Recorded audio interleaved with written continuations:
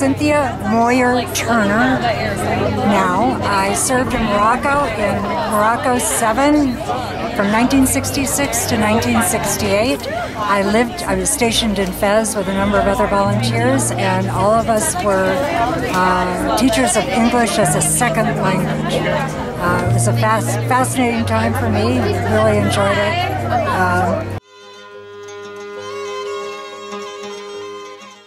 My group now holds regular reunions every 3 years, and we're on our way next month to meet in California, Monterey. Bob Draper, and I was in Morocco. I can't remember the number of the group. Perhaps it was 7 or 8. I'm not sure. But anyhow, I was there from 1966 to 1968. We trained, our group trained at the University of Texas in Austin, and we spent a month down at a medical school in Galveston. And during this month that we spent in Galveston, this guy Charlie Whitman crawled up in the tower of the University of Texas and started shooting people, and so we were lucky to miss that. Galveston was hot, and I remember, this is before anybody was conscious of this kind of thing, but every morning we were out doing our Peace Corps calisthenics on the grass, and just the mosquitoes were all over the place, these salt marsh Aedes mosquitoes. And the fog truck would come by, and we would all go run over to the fog truck and just cover ourselves with DDT. So, yeah. But we had great language instruction in French and Arabic. Our teachers were the best.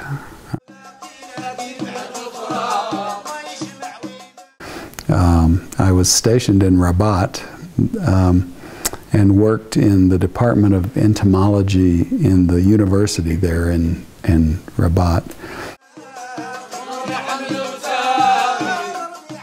And I was working for a French lady entomologist who was the wife of the head of the World Health Organization mission in Morocco.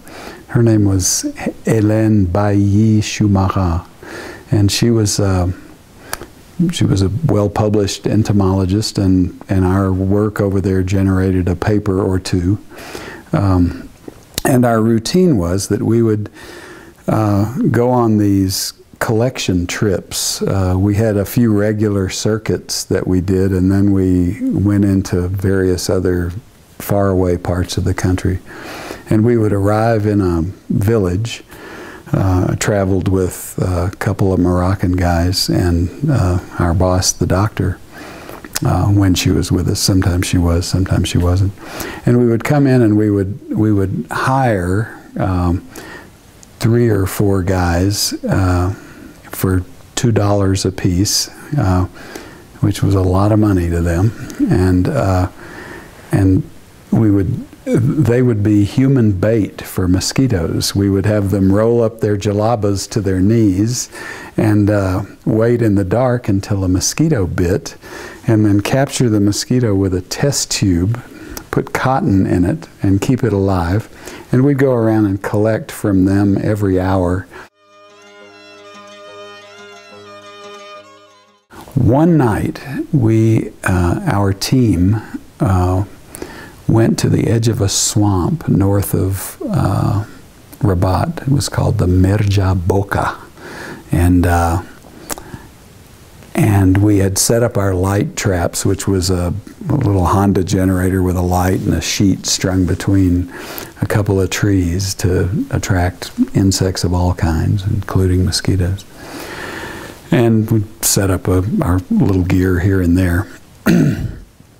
And I was sitting with my jalaba rolled up, catching mosquitoes on my leg as the other guys. That was that's the standard way of collecting mosquitoes. And I noticed that on the ground, first I noticed one, and it was a centipede that was 6 to 8 inches long, black, as thick as a first grader's pencil, and it went zipping across my field of vision.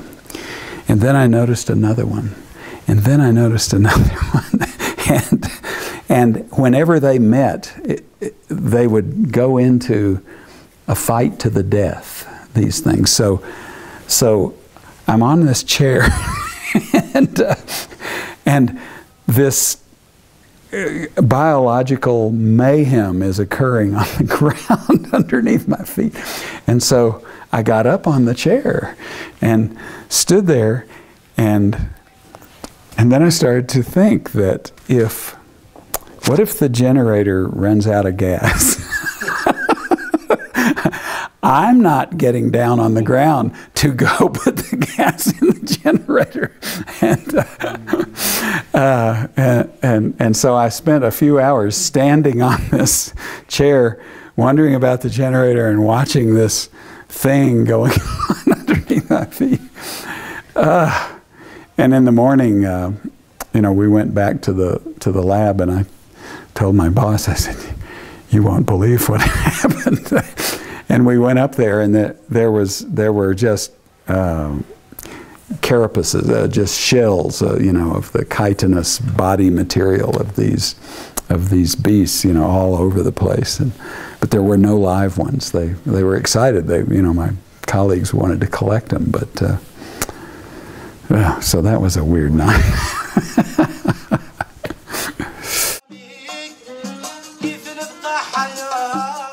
The whole Peace Corps experience, I would recommend it to anyone, and I've seen a few of the videos now on YouTube, and like with other people, it absolutely changed my life, and it was the transformative experience of my life. I'd been to college and gotten a degree in math, and it was maybe medical school, and then the Peace Corps acceptance came along, and I said, I think I'll try the Peace Corps, and it was just, it was absolutely the right choice.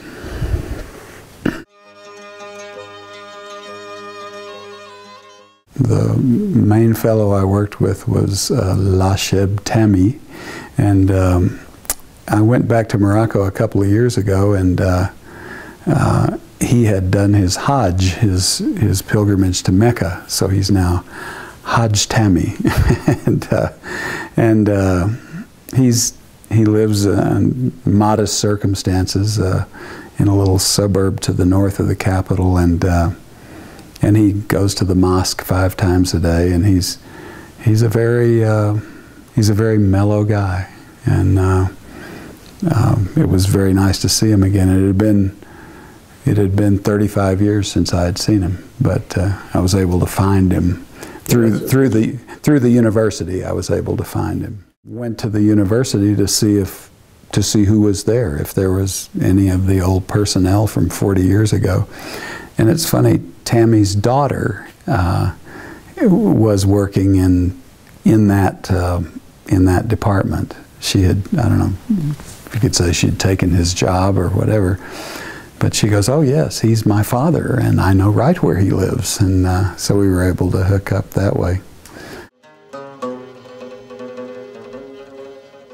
I had taken the job of a previous Peace Corps volunteer that I'd love to see again. His name was Paul Fine, an extraordinary guy.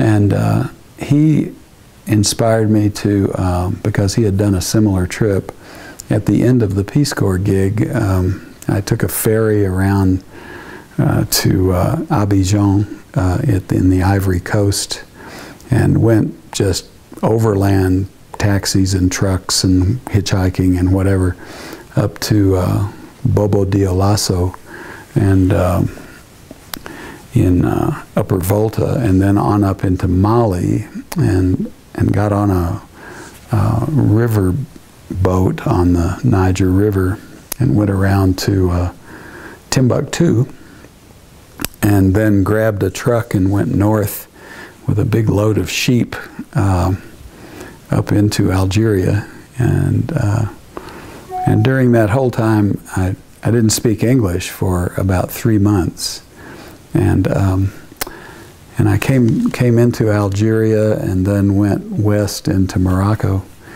and ran into some Americans, and I knew that when I started speaking English again, that it would alter my brain in some way, and having spoken another language for 3 months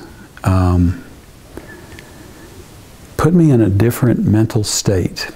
And I knew, I don't know if you've had this experience, but I knew that I would lose this,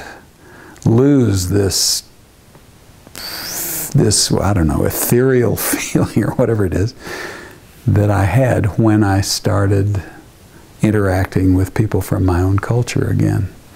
And anyway, that was an interesting experience. And did that happen? I mean, oh yeah, it happened. Yeah. Yeah. Fascinating. Yeah.